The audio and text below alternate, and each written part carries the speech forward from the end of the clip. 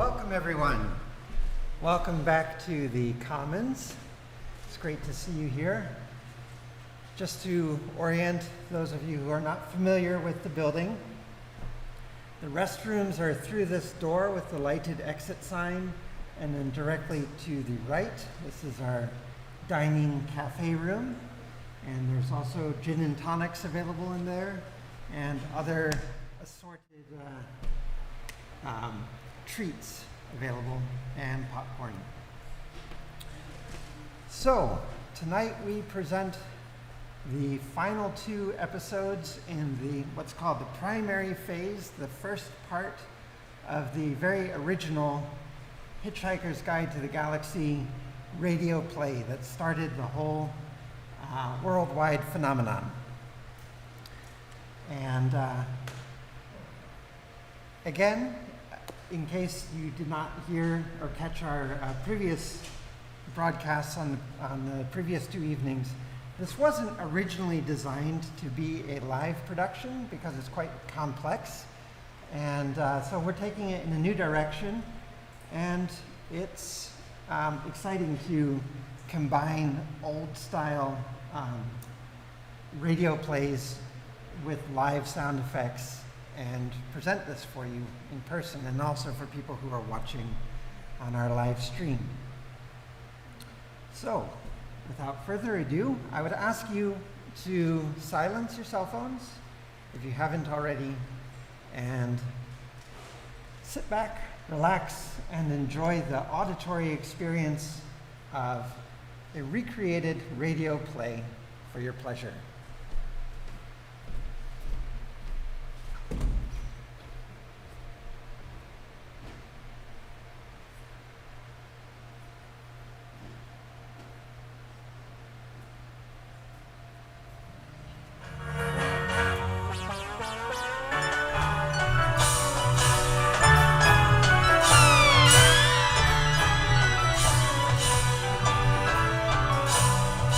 The Hitchhiker's Guide to the Galaxy by Douglas Adams.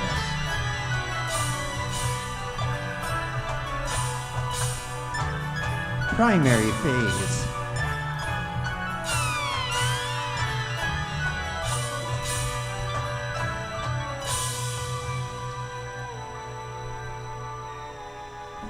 The story so far. In the beginning, the universe was created. This has made a lot of people very angry and been widely regarded as a bad move. Many races believe that it was created by some sort of god, though the Jatravartid people of Viltvodal 6 firmly believe that the entire universe was in fact sneezed out of the nose of a being called the Great Green Arkelseizure.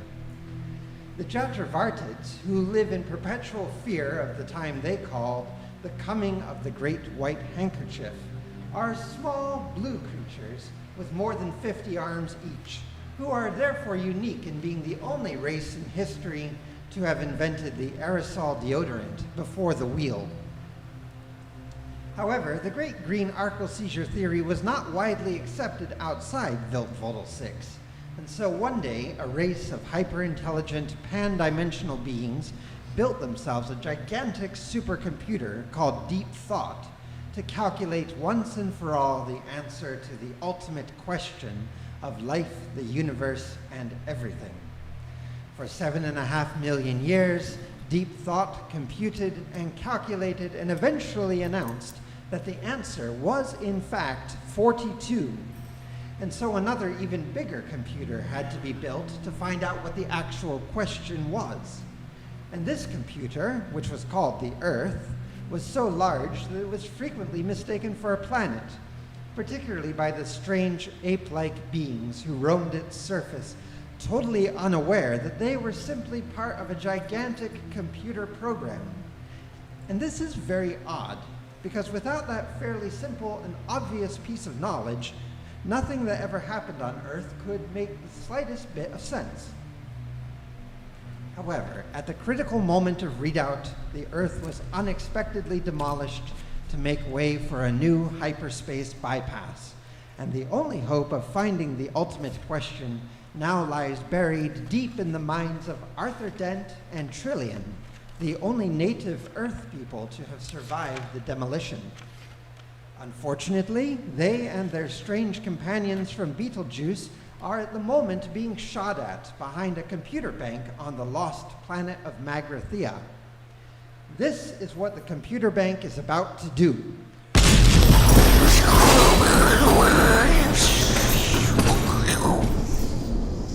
And the time at which it is going to do it is 20 seconds from now. The computer bank is absorbing a hell of a lot of energy. I think it's gonna blow up. It's a shame we never managed to get the work done on revising the book. I thought it looked rather promising. Yes! What book? The Hitchhiker's Guide to the Galaxy? Oh, that thing. Guys, I hate to say it, but I think this thing really is going to blow up. Okay, okay!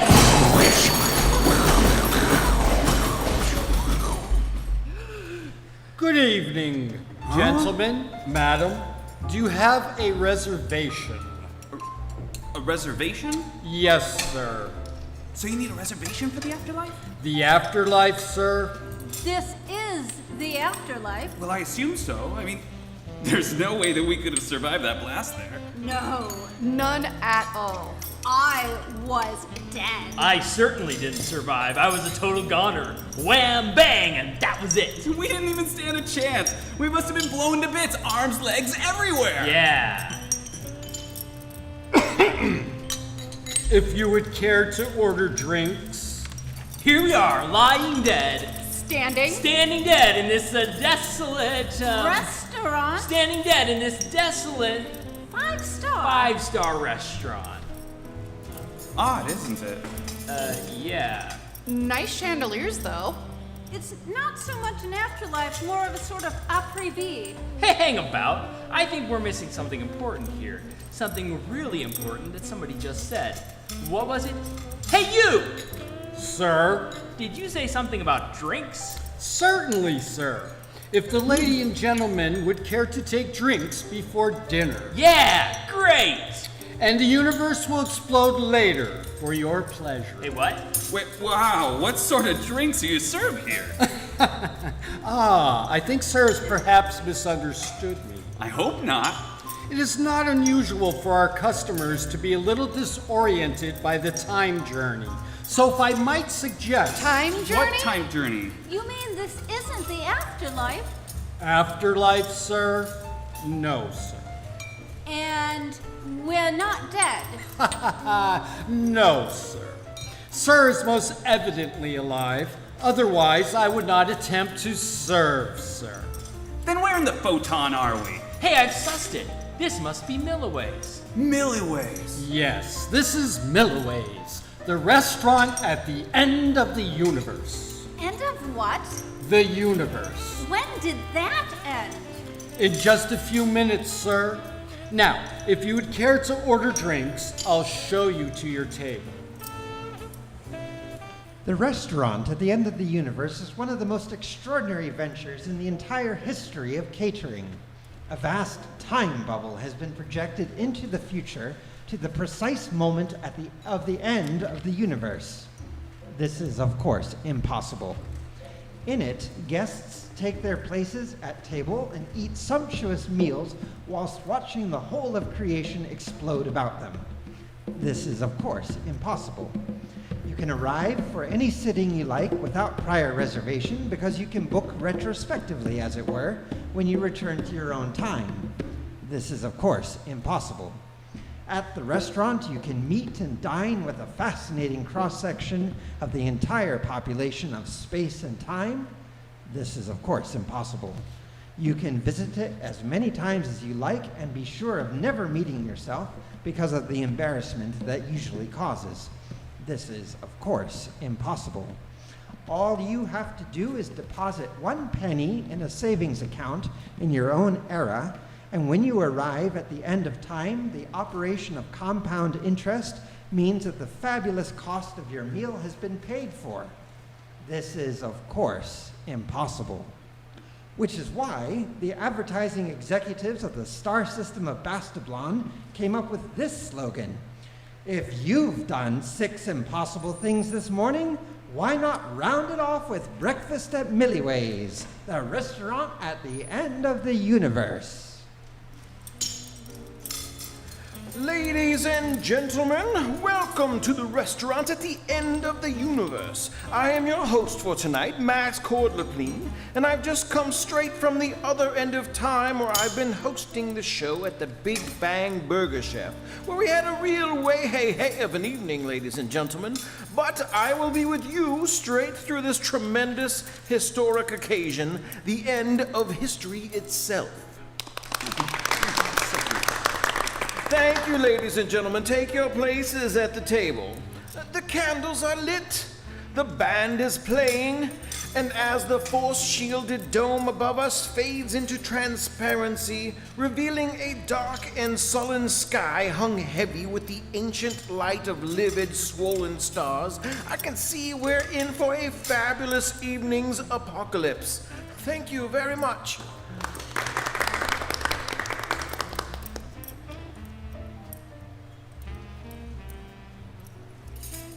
But look, surely if the universe is about to end here and now, don't we go with it? No, look. As soon as you come into this dive, I think you get held in this sort of amazing force-shielded temporal warp thing. Look, I'll show you. Now, imagine this napkin is the temporal universe, right? And this spoon as the transductional mode in the matter curve. That's the spoon I was eating with. All right. Okay, imagine this spoon is the transductional mode in the matter curve. No, actually better, let's do this fork. Hey, can you let go of my fork, please? Look, why do we say that this wine glass is the temporal universe? Oh, forget that. I mean, do you know how the universe began for a kickoff? Probably not. Oh, all right. Imagine this. You get a large, round bath of ebony. But where from? Herod's was destroyed by the Vogons. It doesn't matter. So you keep saying. No, listen. Just imagine you've got this ebony bath, okay? And it's conical. Conical? What kind of bath? It's conical. And so what you do is you fill it with white sand or sugar or anything like that. And when it's full, you pull the plug and then it swirls out the plug hole. The thing is... Why? The thing is, the clever bit is that you film it happening. You get a movie camera from somewhere and you actually film it. And when you thread the film in the projector backwards... Backwards? Yeah, and... Yeah, neat, huh? Well, what happens is you sit and watch everything as it spirals upward out of the plug hole and fills the bath. See? And that's how the universe began? No, but it's a marvelous way to relax. Funny man. Hey, it broke the ice, didn't it? And as the photon storms gather in swirling clouds around us, preparing to tear apart the last of the red-hot suns, I hope you'll all settle back and enjoy with me what I am sure we will all find an immensely exciting and terminal experience. Believe me, ladies and gentlemen, there is nothing penultimate about this one. You know what I mean. This, ladies and gentlemen, is the proverbial it. After this, there is void. Absolutely nothing. Except, of course, for the sweet trolley and our fine selection of Aldebaran liqueurs. And now, at the risk of putting a damper on this wonderful sense of doom and futility here, I'd like to welcome a few parties. Do we have a party from the Zancel Square Flammarian Bridge Club from beyond the Vort Void of Cavarne? Are they here? Good, jolly good. And a party of minor deities from the halls of Asgard. Welcome, and a party of young conservatives from Sirius B. Yes, and lastly, a party of devout believers from the Church of the Second Coming of the Great Prophet Zarquan. Well, fellas, let's hope he is hurrying because he's only got 8 minutes left. But seriously, though, no offense meant, because I know we shouldn't make fun of deeply held beliefs. So I think a big hand, please, for the great prophet Zaphod, wherever he's got to. And you know, I just want to say how marvelous it is to see how many of you come here tonight. Excuse me, sir. Who, me? Mr. Zaphod Beeblebrox? Yeah? There's a phone call for you. Hey, what? Here? Hey, but who knows where I am? Zaphod, perhaps it's the police. Could they have traced us here? You mean they want to arrest me over the phone? Could be. I'm a pretty dangerous dude when I'm cornered. Yeah, you go to pieces so fast, people get hit by the shrapnel. I am not personally acquainted with the metal gentleman in question, sir. Metal? But I am informed that he has been waiting your return for a considerable number of millennia. It seems you left here, sir, somewhat precipitately. Hey, left here? We've only just arrived. Indeed, sir. But before you arrived here, sir, you left here. You're saying that before we arrived here, we left here. That is what I said, sir. Put your analyst on danger, money baby, now. Wait. Where exactly is the restaurant at the end of the universe, I thought? Precisely, sir. The one was constructed on the ruins of the other. You mean we've traveled in time, but not in space? Listen, you semi-evolved simian, go climb a tree, won't you? Oh, go and bang your heads together, Four Eyes. No, your monkey has it right, sir. Who are you calling a monkey? You jumped forwards in time many millions of years. Fine. Right, sir. In that case, stay there. Come on, guys. To see you. No, you're not. No, you were the worst too. The third 10 billion I didn't enjoy at all. After that, Stretching out ahead of you, wild things. Listen, will you? me rather than did see. Then eyes begin to boil. Nature collapses into the screaming void. In 5